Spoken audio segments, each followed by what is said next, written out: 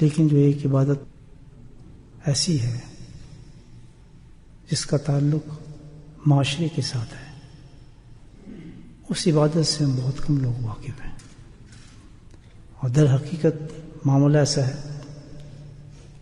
جو جس عبادت سے ہم ناواقف ہیں، ہم نہیں سمجھتے، وہ ان ساری عبادت کی جو میں نے آپ کو بتائی اس کی روح ہے یہ، اور بہت بڑی عبادت ہے۔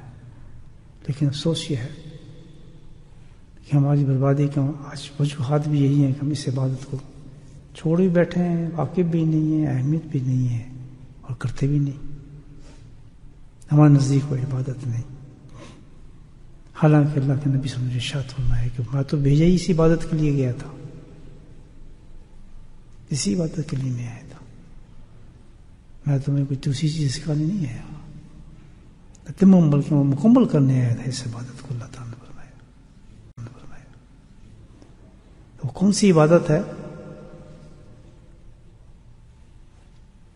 جس کے لیے نہ کوئی مصلی کی ضرورت ہے، نہ کسی سجدے کی ضرورت ہے، نہ کعبے کی ضرورت ہے؟ وہ کون سی عبادت ہے؟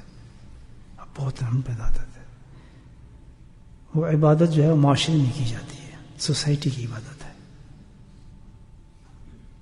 نہ مسجد میں کی جاتی ہے، نہ بیت اللہ میں کی جاتی ہے، بلکہ کیا ہے، روزمرہ جو ہماری سوسائٹی ہے، جو ہمارا معاشرہ ہے، معاملات ہیں، اس کے اندر اس عبادت کو کہا جاتا ہے، کیا جاتا ہے، اور وہ عبادت ہے حسن اخلاق۔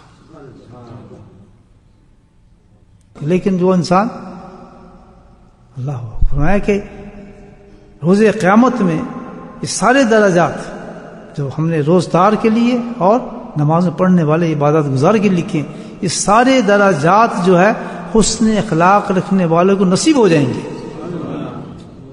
عجیب بات بتا رہا ہوں، یہ صوفی گرم بات بتا رہا ہوں، غور سے سننا اس نقطے کو میرے۔ اس کا بھی مصلی ہے، اس کا بھی سجدہ ہے، اس کا بھی قبلہ ہے۔ اس اخلاق کا کون سا مصلی ہے؟ صحبت اولیاء اللہ۔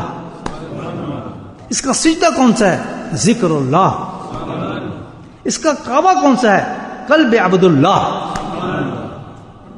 یہ ہیں تین چیزیں جس پہ عبادت نصیب ہوتی ہے۔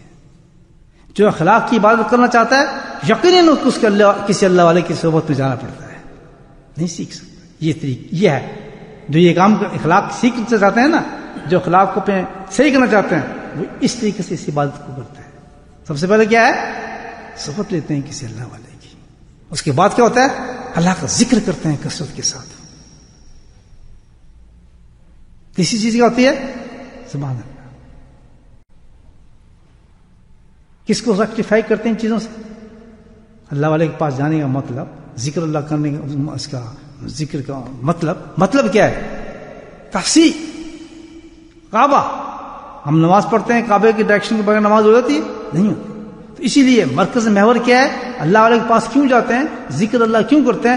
کہ اس لیے محور کیا ہے ہمارا؟ اس کا کعبہ ہے۔ وہ کعبہ کیا ہے؟ قلب عبداللہ ہے، میرا اور آپ کے جسم کا جو دل ہے۔ اللہ کے نبی فرمایا اگر یہ دل صحیح ہو گیا تو پورا جسم صحیح ہو جاتا ہے۔ اگر تیرے کعبے کی ڈائریکشن صحیح ہو گئی، کمپس تو نے صحیح رکھ دیا، تو تیری ہر نماز صحیح ہو جائے گی کہ تیری ڈائریکشن کعبے کی طرف ہے۔ اور چاہے تو کتنی بڑی بڑی آیتیں پڑھے، سورہ یاسین پڑھ جائے، رحمان پڑھ جائے، قرآن پڑھ جائے، 10 قرآن پڑھ جائے، صبح سے لے کے شام تک نفل میں تیرے پاؤں گھوم جائیں، لیکن تو نے اپنا ڈائریکشن صحیح نہیں کیا کعبے کی طرف، میرے بھائی آپ بتائیں نماز ہوئی؟ کیوں؟ ہم نے سب کچھ پڑھا ہے، سجدے بھی کیے ہیں، نماز ہوئی؟ تو اسی طرح اگر آپ اللہ والے کے پاس گئے بھی ہیں، آپ ذکر اللہ آپ نے کیا بھی ہے، لیکن آپ کا دل کا کعبہ صحیح نہیں ہوا، دل نہیں بنا، تو آپ فیل ہو گئے، پھر آپ کو اخلاق نہیں بنے گا۔ اخلاق صحیح کرنا ہے تو کسی اللہ والے کی صحبت کو اختیار کرنا پڑتا ہے۔ اخلاق صحیح کرنا ہے تو جو ذکر اس نے بتایا اس کو پابندی کے ساتھ ذکر کرنا پڑتا ہے۔ جب یہ دو چیزیں کریں گے تو اللہ کے نبی نے گارنٹی دی ہے تیرا دل بننا شروع ہو جاتا ہے۔